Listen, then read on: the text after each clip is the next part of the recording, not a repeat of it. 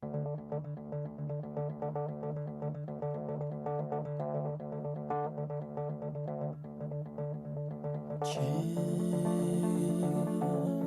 everything you are and everything you are.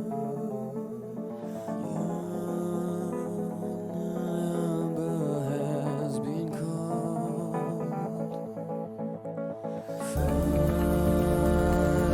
Fights and battles have begun. Revenge will surely come. Hard times are ahead.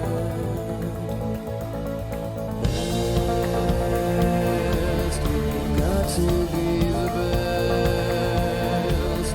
You got to change the world and use this chance to be heard. Yeah, time is now.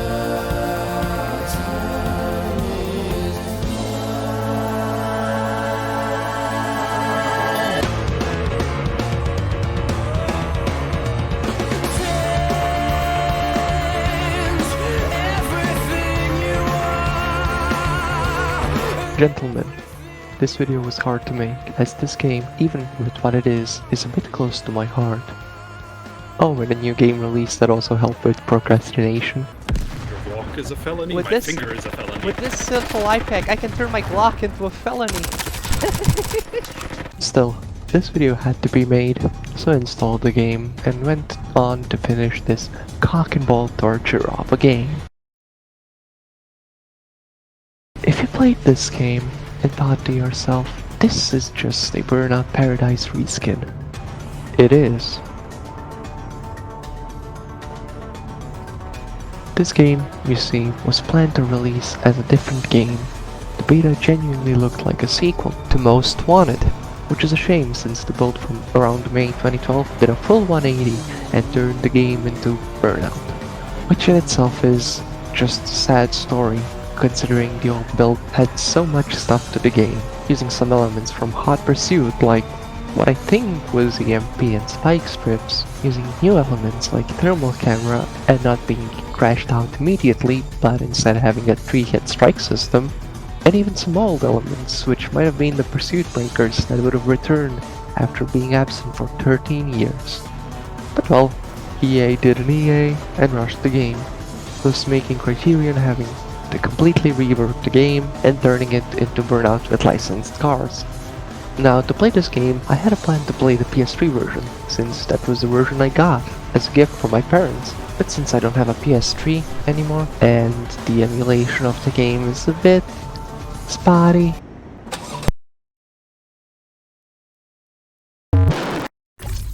I have decided that I had to go with the PC version, which after fixing the input delay was the right choice, as I experienced barely any crashes and the only glitch I had, which I will show, happened at the end of the game. You start off in an Aston Martin, and you get introduced to Fairhaven, and the driving physics are not bad honestly. I honestly remembered the controls feeling much worse, but it was very controllable. I'm not a fan of brake-to-drift controls in Need for Speed games, but this game had done it quite well. You see, the cars feel heavy, but to the point where you have to slow down to engage a drift. You can't simply enter a sharp corner at 300 kilometers, like in some other Need for Speed games. Once you move to a Porsche, you get introduced to a race, and whilst interesting way to start a race, it does end up being a niche thing that gets more annoying as simply pressing a button to launch the event would have been faster. I will talk about the races in a bit, however I first want to talk about one major mechanic that isn't really a good mechanic, the car switching mechanic. See, 90% of the cars in game can be accessed immediately by driving up to the car and simply switching to it. This is an interesting idea, except there is one major flaw. You know what? I'm gonna go on a mission actually. I'm gonna try to find a good car.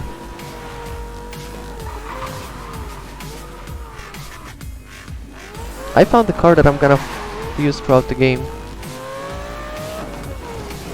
You can easily get into one car that has really good specs and only use that car for most of the game. That way you can basically skip over 90% of the cars, since only having those cars have going for our DSP points and the car tuning. Car tuning sucks. It's not your regular tuning like the rest of Need for Speed games that have tuning, except one game, which we will not talk about. Instead, it is a simple mechanic, where you have to win a certain race to unlock 2 parts. Each car has 10 parts. The parts range from you either picking higher top speed or acceleration parts in the form of a gearbox to making your car more durable or lighter. The whole mechanic is honestly a mess. Another mechanic that occurs in this game where you have to drive yourself to a race to unlock it. However, once you do race in that track, any other car that has that certain race will not need to drive to it. That is something I honestly quite like, and wonder why some newer Need for Speed games didn't have that feature. Racing blacklists is another mechanic, but it's nowhere near as good as Most Wanted. In Most Wanted, each blacklist had at least 2 races, and if you beat the blacklist member, you would have an option to pick 2 sick prizes, ranging from tuning parts to taking the blacklist member's car itself. In here, you get to race against the blacklist member in one race, and after that you have to take down the blacklist. Once you do take down the blacklist, you get his car. Do that 9 more times and that is it. That is the game. I know, quite something. To be frank, the game isn't really content-packed, however, not all is bad.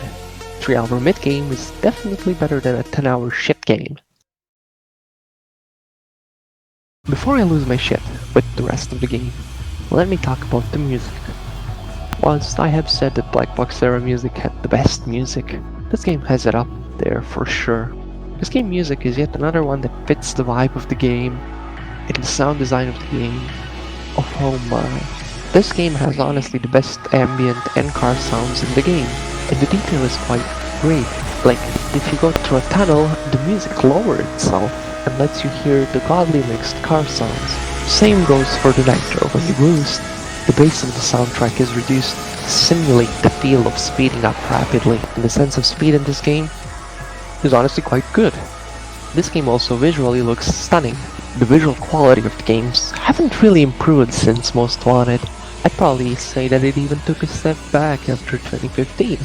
But the game really has amazing lighting, car details like how the parts of the bumper break off, and how bumpers can hang, and honestly, this game was probably the last Need for Speed game with a good damage model. But I think it's time where I start to slowly lose my shit. There are various types of events, from circuit and sprint events to ambush events and speedrun events. Circuit and sprint are your average experiences.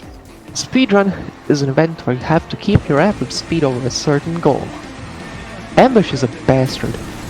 Ambush is an event where you have to escape the police in given time. Now this would not be a problem if it was not a shit show. The police system is very fucked. You see, it would all be fine if there were not 2 big issues. First issue, the police rubber bands. The police rubber bands a lot. Although, the police isn't the only one that rubber bands a lot. Oh, look at the rubber band. That would not be a problem if the times were not stingy. Oh, but that's not the kicker. Let's assume that you escape the cop's vision. Good luck in the cooldown. Because not only does the police spawn in front of you with little to no time to react, the gas stations, which respray your car and lower your heat level, are fucked. The moment you get close to a gas station, a cop spawns, and as a kick in the nuts, the timer still goes while you're in cooldown. Now while the blacklist races are not that interesting, the AI itself is a whole nother story. If you played Need for Speed Undercover on the PS2, you might remember how strong the rubber band is. Well, if you want to experience that again, just play this game. I don't know what's more hilarious, the fact that the AI rubber band will kick in near a corner causing the AI to crash out, or the fact that when a tree spawns, it goes at speeds unreachable by most cars in the game. Nevertheless, it is very goofy and it really rarely ever overtakes you. And that is pretty much it. Yep, the game is that short. As some sort of a treat for lasting this long, here's my experience with the Blacklist 1 and the endgame.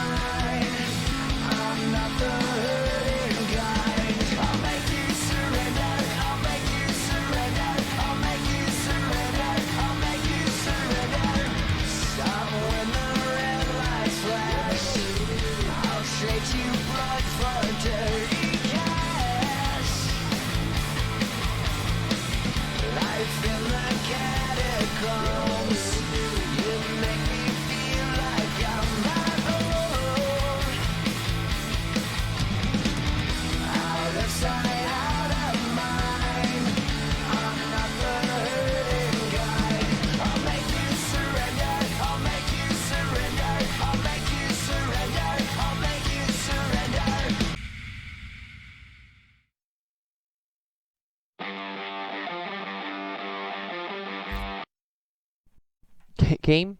Hey? Are you okay? Are you good? Don't tell me you broke. Oh. So yeah, that is it. The game isn't horrible, but it's a far cry from what it was supposed to be. Anyways, I'm off. Thanks for watching. And as for the next video, I think I have some war crimes to do in a child-friendly game.